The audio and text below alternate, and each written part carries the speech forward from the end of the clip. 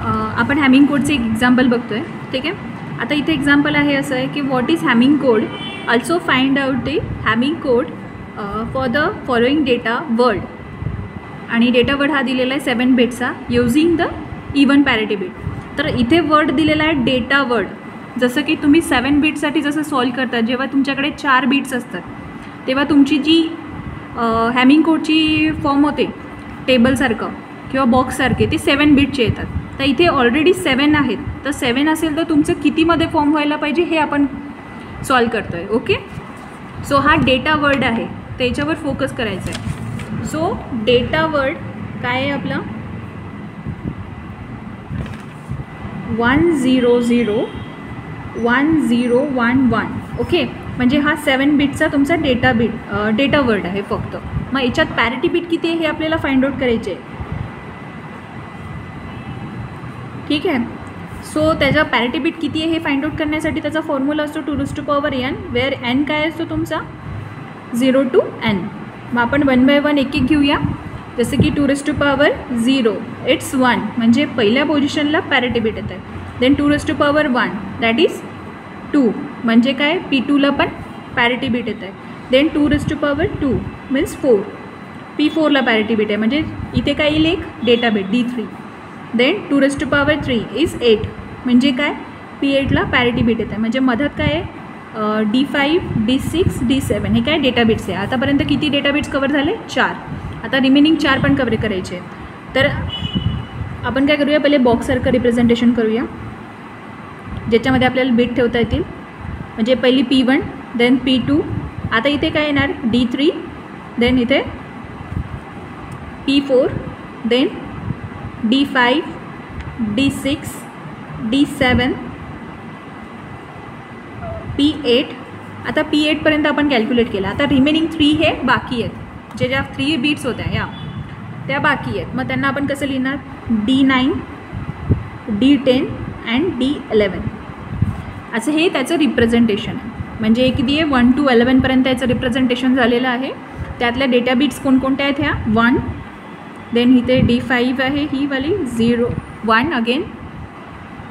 Then इथे काय येणार आहे 0. इथे काय येणार आहे 1. ठीक आहे. देन इथे काय येणार आहे 0 0 1. हे काय गिवन आहे तुमचे डेटा बिट्स. आता तुम्हाला कॅल्क्युलेट काय करायचं आहे P1 P2 P4 and P8. Okay. So P1 calculate करायचं आहे तर त्याचा फॉर्म्युला आहे काहीतरी राईट. P1 कॅल्क्युलेट करायचं असेल तर फॉर्म्युला आहे. सो 0 0 0 0. पहिले आपण काय करणार आहे बायनरी नंबर लिहून घेतो आहे सगळे.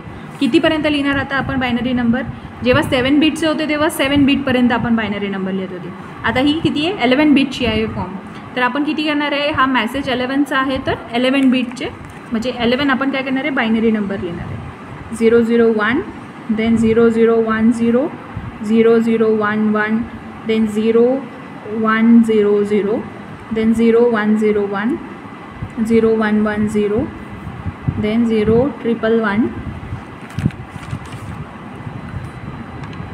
देन 7 आहे इथे 1 येणार 1 0 0 8 1 0 0 1 1 0 1 0 1 0 1 1 म्हणजे काय आहे 0 1 2 3 4 5 6 7 8 9 आणि हे काय 10 आणि हे 11 हे सगळे बीट झाले.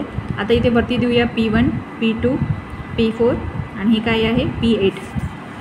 तर जिथे जिथे 1 आहे तिथे तुम्ही कॅल्क्युलेट करणार. जसं की इथे P1 आहे P1ला किती काय काय येणार आहे जिथे इथे 1 आहे म्हणजे इथे किती येणार P1 then D3 right. D3 नंतर किती आहे आता इथे D5 D7 then D9 and D11. Okay. मग P1ची व्हॅल्यू कशी आहे तुमची P1ची व्हॅल्यू आहे का नाही तुम्हाला ती काढायची आहे. देन D3ची व्हॅल्यू काय आहे 1 राईट. देन D5ची व्हॅल्यू किती आहे 1. D7ची किती आहे 1. D9ची किती आहे 0. D11ची किती आहे 1. आता नंबर ऑफ वन्स किती आहेत 4 राईट. म्हणजे इवन केस आहे ऑलरेडी म्हणून इथे काही सेट करायची गरज आहे का नाही. म्हणून P1 हे काय झालं इथे पॅरिटी बिट त्याची 0. ओके. तसंच तुम्ही P2चं काढणार. P2साठी कोणकोणते येणार आहे P2 D3 then D6, then D7, then D10, then D11. Okay. So P2 तर कॅल्क्युलेट करायचं आहे. D3 काय आहे तुमचा 1, देन D6 काय आहे 0, D7 काय आहे 1, D10 काय आहे तुमचं 0 आणि D11 काय आहे 1. नंबर ऑफ वन्स किती आहे 3. 3 काय आहे ऑड नंबर आहे म्हणून P2ला काय सेट करावं लागेल set P2 is equal to 1. जर इथे P2 1 केला तर नंबर ऑफ वन्स किती होतील 4. That's why P2 is equal to 1. Then तुम्ही काय करताय P4 कॅल्क्युलेट करताय. सो P4 नंतर काय D5, D6, D7. बाकी कुठे ठिकाणी 1 आहेत का नाही. देन इज इक्वल टू P4च कॅल्क्युलेट करायचं आहे. D5ची व्हॅल्यू काय आहे 1, D6 काय आहे 0, D7 काय आहे 1. टोटल नंबर ऑफ वन्स किती आहे 2. 2 is a even number that's why P4 is set as 0.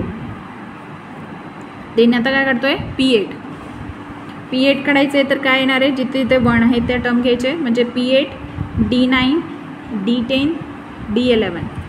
So P8 काढायचं आहे. देन D9 काय आहे तुमचं 0, D10 काय आहे 0, D11 1. आता याला आपल्याला सेट करावं लागेल P8ला ॲज अ 1 जेणेकरून टोटल नंबर ऑफ वन्स हे 2 होतील म्हणजे P8 काय झालं 1. अशा प्रकारे हे सगळे आपल्याला व्हॅल्यू भेटली आहे P1, P2 and P4 and P8. त्या तुम्हाला याच्यात पुट करायच्या आहेत या गिवन इक्वेशनमध्ये की P1ची व्हॅल्यू किती आहे, P2ची किती आहे, P4ची किती आहे आणि P8ची किती आहे. असंच तुम्हाला ही बीट टोटल लिहायची आहे पुन्हा. हेच तुमचं फायनल ॲन्सरवर राहील.